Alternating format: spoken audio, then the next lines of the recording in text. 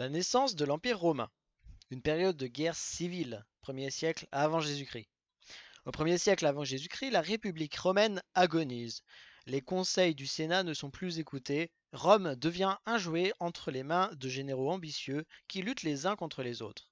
Ces disputes entraînent plusieurs guerres civiles. Au début du 1er siècle, le consul Marius s'oppose à Sylla, le conquérant de l'Asie mineure. Vainqueur, Sylla impose aux Romains une cruelle dictature. En 60 avant Jésus-Christ, trois autres ambitieux, Crassus, Pompée et César, se partagent le pouvoir. C'est le premier triumvirat, gouvernement à trois.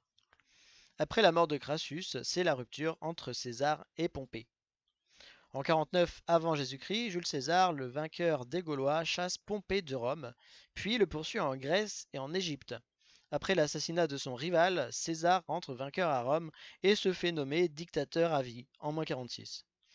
Tout-puissant, il réorganise l'État romain.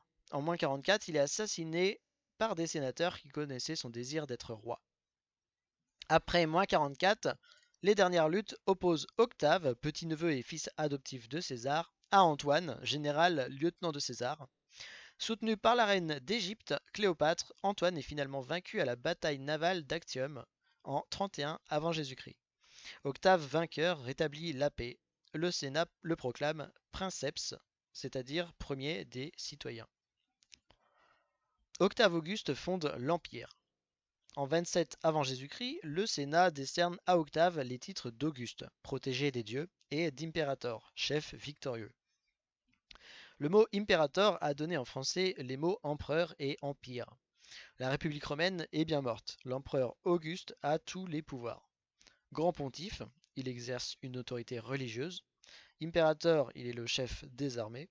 Et consul, censeur et tribun, il possède les pouvoirs politiques des magistrats. Il fait les lois, rend la justice, nomme de nouveaux sénateurs, fait faire le recensement des habitants de l'Empire, etc. Les comices, les magistrats et les sénateurs perdent pratiquement tout pouvoir.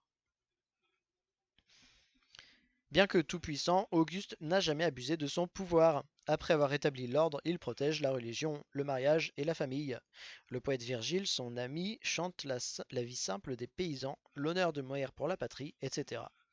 Auguste lui-même donne l'exemple d'une vie familiale très simple. Lorsque ses deux petits-fils moururent, l'émotion fut grande dans tout l'Empire, ce qui prouve que ses habitants avaient de l'attachement pour leur empereur. Après sa mort en 14 après Jésus-Christ, cet homme qui avait ramené l'ordre, la paix et la prospérité fut considéré comme un dieu. Donc le vocabulaire, guerre civile, guerre qui oppose les habitants d'un même pays. Recensement, c'est le dénombrement de la population.